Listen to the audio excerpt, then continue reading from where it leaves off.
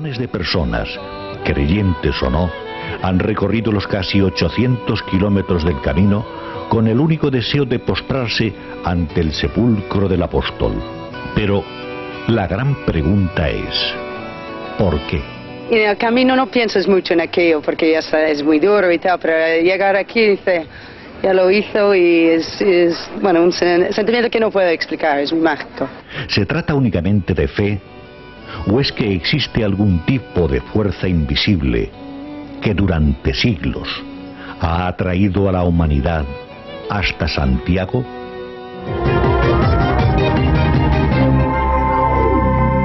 La fe es sin duda el motor principal de los peregrinos a lo largo de los 1200 años de historia del camino. Solo un sentimiento tan fuerte como este sería capaz de mover a miles de personas que se sobreponen a sacrificios y penurias que soportan hasta llegar a la plaza del Obradoiro para postrarse ante la figura del apóstol.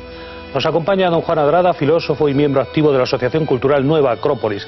Adrada ha investigado sobre diversos aspectos de la ruta de peregrinación. Bienvenido.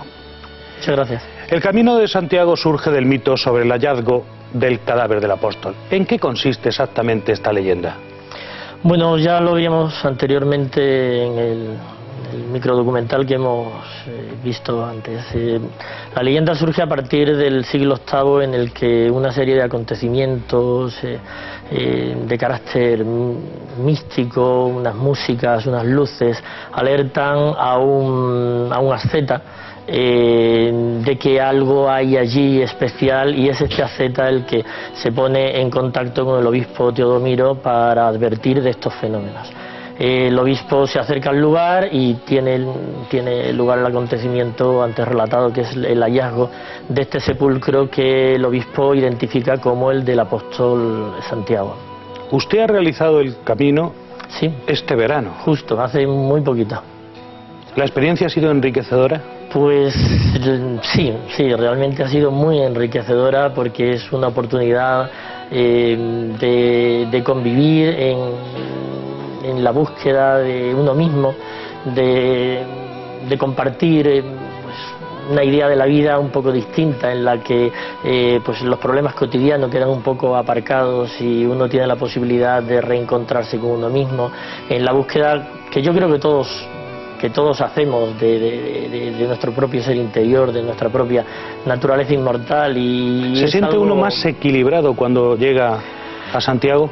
No sé si se siente uno más equilibrado, pero tal vez yo lo viví como un momento de inflexión en el que hacer el camino te ayuda a reflexionar sobre todo lo que has vivido, sobre todas las cosas que te has propuesto en la vida, sobre las cosas que has querido hacer y tal vez no has hecho, y otras que sí has podido hacer, y también sobre cómo va a ser tu vida a partir de ese momento, y es un momento muy especial de reencuentro con uno mismo. ¿Usted lo aconseja como una experiencia espiritual? Bueno, en realidad yo creo que todo el mundo, aun quienes lo hacen de una forma más deportiva o más turística, encuentran algo de espiritualidad en el camino, porque la espiritualidad está implícita en el propio camino, en cada rincón, en cada piedra, en cada símbolo. Si además se hace conscientemente así, es mucho más adecuado. Vamos a continuar ahondando en todo esto. Reunimos diferentes puntos de vista sobre el camino. Después de la publicidad seguiremos quemando etapas hasta Compostela.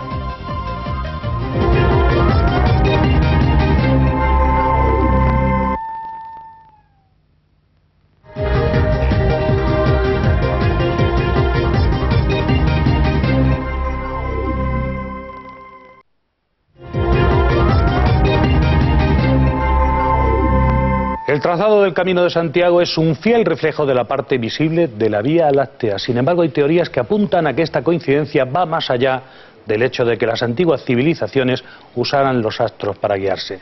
Nuestra galaxia ha estado desde tiempos inmemoriales estrechamente relacionada con el concepto de Virgen Cósmica aquí en la Tierra. La mayoría de los templos que encontramos a lo largo de la ruta están consagrados al culto de Nuestra Señora. ¿Es casualidad o no? Ahora lo dirá usted el Camino de Santiago. Bueno, la definición por excelencia es un camino iniciático. Como veníamos diciendo desde el principio, es un camino que está en relación con la vida misma y con la búsqueda filosófica de nuestro ser interior. Es decir, la vida nos va sometiendo a diferentes pruebas que nos van haciendo conocernos a nosotros mismos, y esto se refleja en el camino en la medida en que andándolo tenemos que superar las pruebas, las dificultades. El camino saca lo mejor y lo peor de nosotros mismos, tenemos que enfrentarnos a nuestros temores, a nuestras debilidades, a nuestros egoísmos, y a la par aflora en nosotros lo mejor de nosotros mismos. Es un camino de iniciación. La vieira, por ejemplo, hablando de los símbolos del camino, pues se identifica también con la huella de la oca, y ese camino espiralado aparece representado en el juego de la oca como representación precisamente de ese camino iniciático que nos lleva al reencuentro de nuestra propia alma inmortal, superando las diferentes pruebas a las que nos somete el juego. De hecho, el propio camino se lo identifica con una espiral, la espiral de la misma vida. La espiral es símbolo también de la evolución y es símbolo también del despertar de la conciencia superior. Todos estos son símbolos que evidentemente no tienen solo un origen cristiano, como venimos diciendo, sino que se remontan al origen de los tiempos. ¿Usted lo había hecho con anterioridad en alguna otra ocasión? No, esta es la primera vez que lo hacía, y como decía antes, ha sido una experiencia muy bella. ¿Lo ha compartido pendiente con otras personas? Sí, hemos sido en total una veintena de miembros de la Asociación Nueva Acrópolis. ¿Y han hecho jornadas de cuántas horas? Pues en horas no lo puedo contabilizar porque cada uno llevaba su propio ritmo. Al final del camino nos encontrábamos todos, pero lo sabía que podían hacerlo en menos horas y otros en más horas, dependiendo de la forma física y de la edad. ¿Cuántos kilómetros? En total unos 30 kilómetros diarios de media. A veces podía ser un poco más, podía ser un poco menos. Y uno de los detalles más bellos de hacer el camino fue la etapa final, porque quisimos salir todos juntos desde Monte do Gozo para entrar todos juntos en Santiago como una sola persona. Los más lentos pues se esforzaban un poco más en aligerar el paso, los más rápidos esperaban a los compañeros, y fue muy bello el vivir ese sentimiento de unión a la hora de entrar juntos y llegar a la ciudad, y sobre todo entrar en esa plaza espectacular que es el Obradoiro, y que es la plasmación de todo el sueño, ¿no?, durante el camino. ¿Usted lo comenzó en Ponferrada? Hicimos un camino muy cortito, solamente 200 kilómetros a lo largo de 9 días, y empezamos en Ponferrada, sí, tierra de templarios. Un punto más elevado de lo que estábamos hablando. Como filósofo, ¿qué es lo que mueve a los peregrinos? Pues supongo que cada uno lo vive individualmente de una forma completamente distinta, pero hay algo que yo creo que es común en todos, y es la necesidad de reencontrarnos con el misterio.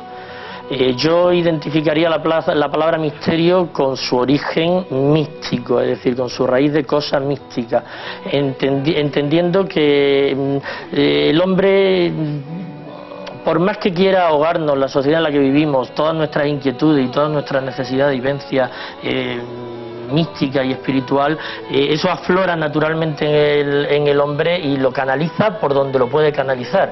En este caso, el Camino de Santiago es un catalizador de esas inquietudes y provoca en todos los que lo hacen una catarsis, que, como decía antes, hace aflorar esa necesidad de reencontrarnos con lo mejor de nosotros mismos. ¿Es un camino para hacerlo en solitario o en compañía? ¿Conviene ir con una pareja, con la pareja de uno, la persona a la que se ama?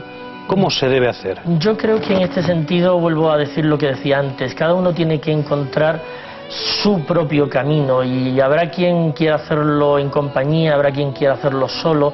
El poder hacerlo en soledad despierta muchas cosas, porque nosotros mismos teníamos oportunidad de caminar solos y eran momentos muy íntimos de reflexión, de contacto con la naturaleza. Era una experiencia muy bella, y por otro lado el estar juntos compartiendo una misma idea, una misma vivencia, un mismo ideal, también te aportaba cosas muy bellas. Pero después, al final, cuando todos intentamos intercambiar un poco cómo había sido la experiencia de cada uno, pues a la conclusión a la que llegamos fue que cada uno vive su propio camino de Santiago. Yo creo que es lo más lo más especial, que el camino despierta lo que uno tiene y lo que uno lleva consigo mismo.